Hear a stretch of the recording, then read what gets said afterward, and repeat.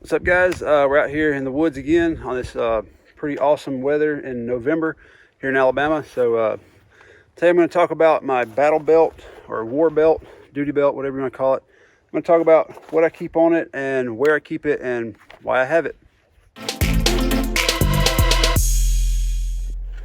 All right, so first up, let's talk about kind of what a battle belt is and why you might need one. It's kind of like a first or second line of gear that is one step above, your daily stuff, your EDC gun, whatever's in your pockets, your knife, all that kind of stuff.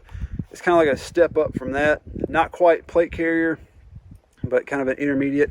And it can also kind of supplement or augment your plate carrier. If it's a situation where you've got that on and maybe you're at some downtime, you can take the plate carrier off. You can just run the belt, save yourself a little weight. You don't have to be lugging that thing around all the time, and you still got your handgun, you've got some first aid, you've got a rifle mag, you got a backup pistol mag, that sort of stuff. You can kind of just a little bit more than your EDC, but not quite full, battle gear. So let's get the rifle off, and we'll dig into this. We'll dig into this battle belt a little bit. All right, first things first, the actual belt is an SOE 2-inch duty belt. It's got Velcro that like overlaps when you close it, and it's got the plastic buckle on the front, and it can draw tight, and the slack comes over here and Velcro's down. I like it because it's rigid. It's 2-inch, so you get a little bit more rigidity, especially with like your handgun holsters and stuff like that, your MOLLE attachments. But anyway, I didn't really go with the padded like war belt just because I think they move around a little too much or a little bulky. So with this one, it's kind of like the old police duty belts. It'll just go over top of your normal belt, and you can use these little belt keeps. These I think came from SOE also, but it's little belt keeps that go around this belt and attach to your trouser belt or the belt in your pants. And it just kind of locks everything in. I don't have those on because I didn't feel like having to do all that just for video. But anyway, starting from here, and we'll just kind of work around. Right here, there's a tourniquet in here. It's a cat tourniquet. I'm not going to rip it out because you have to like button it all back up. But anyway, I have a tourniquet in the front, so I can get it with both hands. If either hand goes down, either limb, either arm, I can grab it. It says TQ right here, so that way other people know there's a tourniquet there. It's going long ways just because, tourniquets are kind of tall, and especially in the front. On my plate carrier, I have like a dangler med pouch, and I didn't want things like sticking up, getting in the way, and so this one can go either direction. I just like having it horizontal like that. It's got a little tab right here. Pull it, and it'll pop out, and you can get to your tourniquet. All right, moving around. This is a Glock 17. This is a Safariland. I'm not sure what number, but it's got the suede in it, which I don't like because of the reason you just saw. It kind of binds up on the draw a little bit if you don't draw it just straight. And to help with that, I have a leg strap with a little piece of Kydex that I made and kind of mounted between the holster and the belt attachment. And all of that is riding on the Safariland QLS, which allows me, all of my Safariland holsters like this have QLS, so I can just take that one off, put that one on, and my Glock can, swap back and forth. Put that back on there because like this one rides a little higher. I don't know why, but it just does. So yeah, it's painted all cool, just like the rest of it, kind of a poor man's multicam, whatever you want to call it. Moving around, this is a first aid kit. It's like one of the tearaway ones. If you undo that, you can yank the top, and it's got a little Velcro panel. It'll come off. That way I can rip it. I can get to the front and work if I need to. Somebody else can rip it off. It's got, my blood type and, the little medical IFAC designator, the little cross on there or whatever.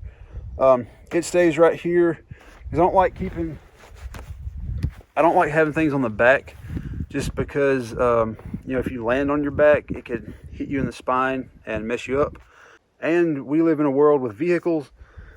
We're probably going to be getting out of vehicles with this stuff on, and the more stuff you have on your back, the more uncomfortable and harder it is to get in and out of vehicles. So that's why the back is pretty slick. Come on around. Here is a roll-up dump pouch. I don't really use those a whole lot. That's why it stays rolled up. But if I need to open it just for like a bag to put something in, if I find something I need to stash, I can put it in there. I can put extra mags or spent mags if I want to. But it's not very heavy. It doesn't take up much room, so it just stays right there. Next to it is the Leatherman Mutt. This is the military version. It's made for like combat, for ARs and stuff. It's black. It's real cool. It's tactical. It's got a little seatbelt cutter, a little hook you can like unjam your bolt with. It's got some other cool features on it. But it stays right there in its pouch. Next to it, 30 round PMag in a HSGI and HSGI taco. In front of it is a Glock mag for my handgun. It's also in an HSGI taco. In front of it, this is just, I think it's Zac tool is maybe the name of it. It's a little keyring holder, and what I use it for is like on the range with my my hearing protection, my Ear Pro. That right there, I can clip in and keep my ear protection out of the way. I can hang my gloves off of that if I want to, like my mechanics gloves. They have loops, just something like that. It doesn't get in the way. It stays right there, and it comes in handy. So that's what I have on there and kind of why. I only have one handgun and one rifle, mainly because if I have this, I'm probably going to have my plate carrier with it that has 5 mags on it. And plus, I'm not going out on like 5-day missions running like thousands of rounds of ammo. You can apply whatever scenario you want to why you would need this, like natural disaster, zombies, whatever you want to call it. This is how I have it set up. I like to keep it kind of lightweight, kind of the bare essentials. But one thing I do like to make sure I have medical, a tourniquet, a first aid, some sort of backup mag for each of my weapons, and just a little multi-tool. Same thing on my plate carrier. If you look at it, I did a video on it. It has medical, mags, and a multi-tool on it also. I know everybody wants to see some shooting in the video, so kind of show you why I have my mags right here. Handgun mag is in the front because it's smaller and it's just easier to get to.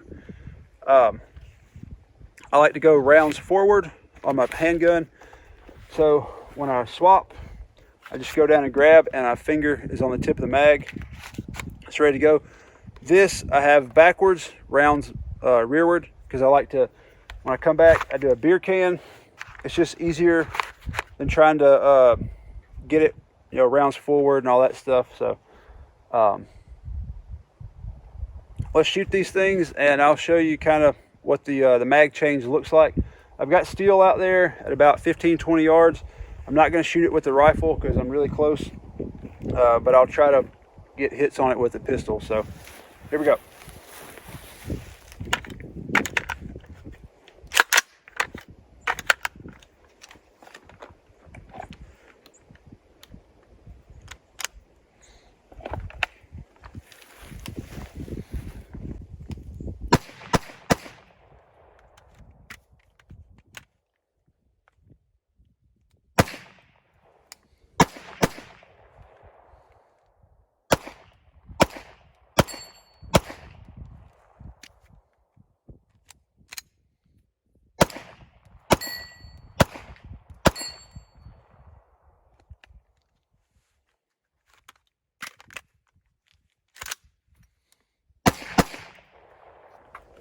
Don't be hating on my gun mechanics that much. It's been a while since I've shot. And I was trying to make it look good for all of you guys, so I know it was a little bit rusty. Cut me a little slack. But anyway, yeah, big gun goes down. It's close enough. You can go to the handgun and start working it. If it needs a reload, go to the belt, reload it. Anything after that, you're ready to go. Threat's done. Handgun goes back. You get the big gun back working. You see another threat, go to work. So there's my battle belt, my duty belt, and how I have it set up to complement or augment my other parts of my setup. Anyways, if you like the video and you want to see a few more, go ahead and subscribe. If not, just at least watch one more while you're here. Click the bell, the little notification thing, that way you know when new videos come out. I'm trying to put them out once a week to help you guys out, make it a little more consistent. So click the bell, like, and do all the other cool guy stuff that helps me out.